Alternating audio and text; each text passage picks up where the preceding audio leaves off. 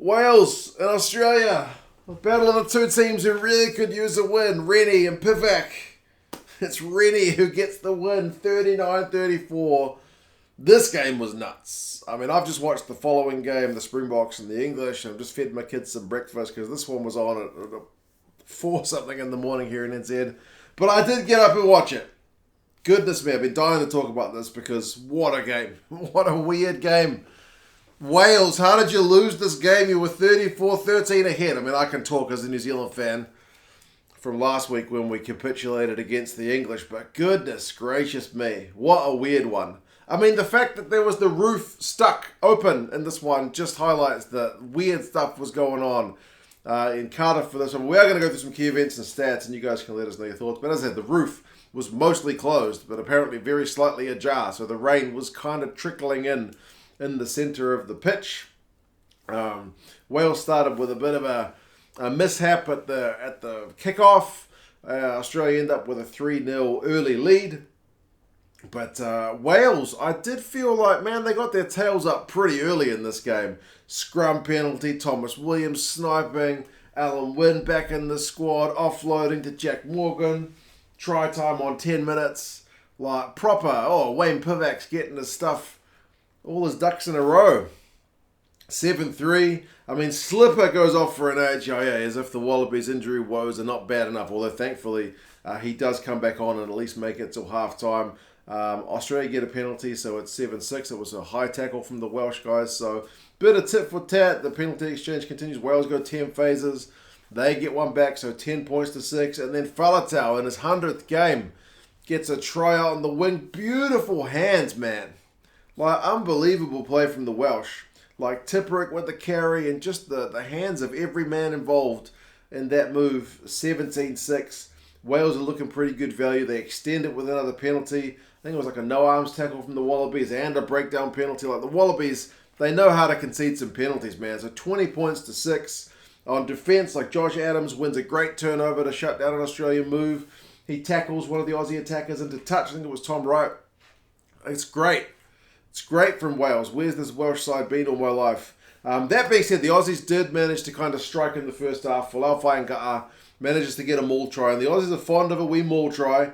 They did have to TMO check it because it wasn't that clear. But the ref gave an on-field try, so there was no evidence to overturn. So 20 points to 13, at least from an Australian point of view. Been under the pump for a wee bit, but you're back suddenly within touching distance. Although Wales almost hit straight back. I don't feel like either side was all that confident on receiving the ball from the kickoff. But, I mean, Dyer went bloody close for Wales. Wales had advantage, and then Jake Gordon gets himself into a wee bit of trouble by being offside on his own goal line. Doesn't get back, so he ends up getting yellow carded. Wales go for the jugular, which is pleasing to see, a side which is desperate for a win. They opt for a scrum. Australia concede 3 penalties in a row at scrum time, so from a yellow card point of view, you're absolutely eating that yellow card time down, but eventually the ref has had enough and he gives them a yellow card warning. Like, next scrum penalty, someone else is going to join Jake Gordon in the bin. Funnily enough, after the warning, the 4th scrum holds up and Wales get held up before half-time. They do manage to get over the line, but couldn't force the ball down. So half-time, Wales, they take that lead in, but they couldn't extend it, man. I feel like they needed to score with that Jake Gordon yellow card at the end of the first half. I feel like you'll look back at this game and go, that's part of where this game was lost. Obviously, there's other events that happened that you could look to, but I mean, Wales had 61% of the ball by halftime. They had 57% territory.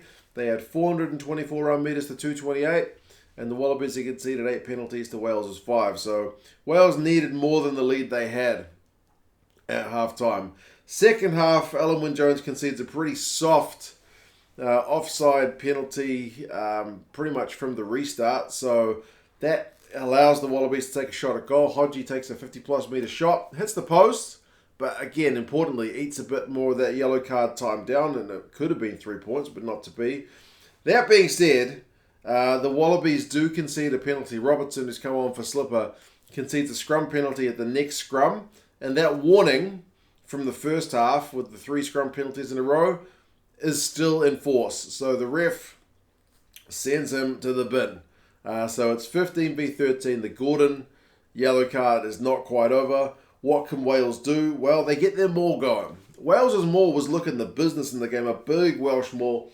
Sends Jack Morgan over for a second. Like, if you're a Welsh rugby fan and you're kind of frustrated with how things are going, just watch some highlights of Jack Morgan. I feel like you're going to feel a lot better. He has just come along leaps and bounds in the last few weeks. So 27-13, it's a try win, it's a two-man advantage. So the yellow card is over after that try. But good conversion from Wales to put that pressure on, because they'd missed out at the end of the first half. They needed to start well at the start of the second, and they did get it done. And then Australia just can't handle the Welsh maul, man. They're having an absolute field day. It starts to get to the point where the Aussies are on a yellow card warning for maul infringements now. Interestingly, they decided not to contest in the air. They kept getting dominated on the ground, but refusing to jump. They were like determined that if we set for this bloody maul long enough, we're going to stop one. And they did, to their credit. Like, I was doubting them. I was like, you guys, just if you can't win on the ground, at least contest in the air, put them under pressure. But they did manage to stop the Welsh when they were in their own 22, the Aussies. The Welsh had to go through some phases, but they did still end up scoring. Kieran Dyer, another one who's maybe a bit of a highlight reel man for Welsh fans who are a little bit frustrated. He's also looked the business, hasn't he? So 34-13 with like 20 minutes to go. Maybe just over 25 minutes to go. So Wales are looking in a pretty good position. I mean, Gareth Anscombe injures his arm, which is not a good look because that guy's already had horrendous injury woes with his legs. But he goes off. Priestland comes on. Australia do start to get some go forward. And one man who has, another one, like Jack Morgan for the Welsh, for the Aussies, Mark Nawaqanitawase, has absolutely stepped the last few weeks. I have my doubts about this guy because in Super Rugby, the guy can be a little bit of a revolving door on defence. But I will take my words back because he's been phenomenal the last few weeks for Australia.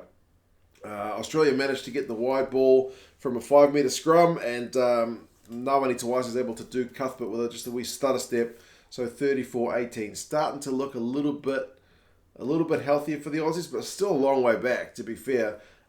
Josh Adams kicking the ball out on the full is not a great kind of chance for the Welsh to stop this Aussie momentum, but then the Aussies kind of stopped their own momentum by knocking the ball on. So I didn't really see the comeback coming. I feel like Australia needed to keep the pressure on. But they're maybe kind of gifted it a wee bit on 66 minutes when Pete Samu manages to get an intercept. And it looks like he's been ankle tapped on first viewing. But as soon as you go back and look at the replay, nah, it's not an ankle tap. It's Justin Tipuric with a wee trip. And I feel like that's going to be the turning point that gets pointed to. I still think Wales failing to score at the end of the first half is also important, but the Tipuric yellow card with the trip on Samu with the intercept is pretty costly because that leads pretty much directly to the next Nawaqanitawase try on 68 minutes. It's a nice line-out move. It's an inside ball to Nawaqanitawase, so 34-25. Suddenly that's game on. More Aussie pressure, 72 minutes. It's a maul.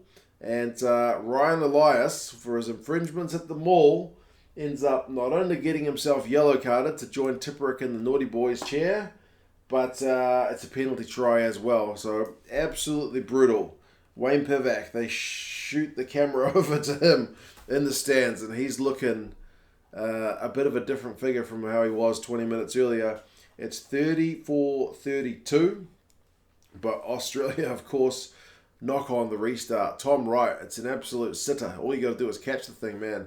Pressure gets to him, he drops it, but Australia win themselves a scrum penalty to get themselves out of jail. So that momentum that they were looking to have just have thrown away, the front row gets back for them. It's 15-13. It suddenly becomes a kicking duel, which I thought was a bit weird.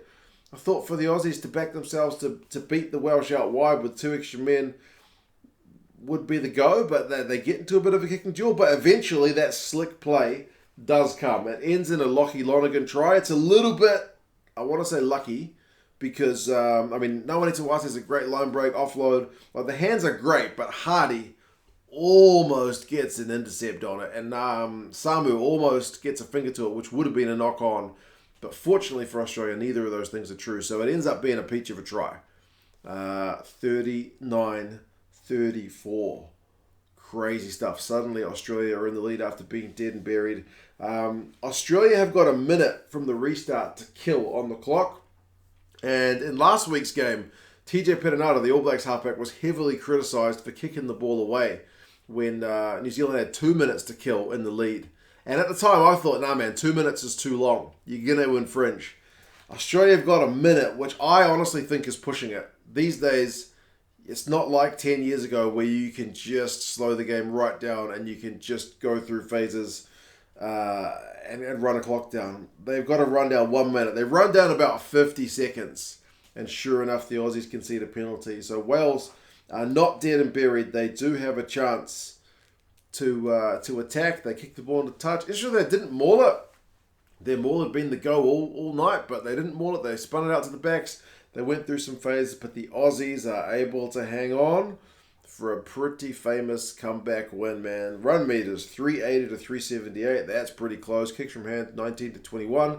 Aussies with a couple more. Wales still edge the possession, 52%, and the territory, 60%.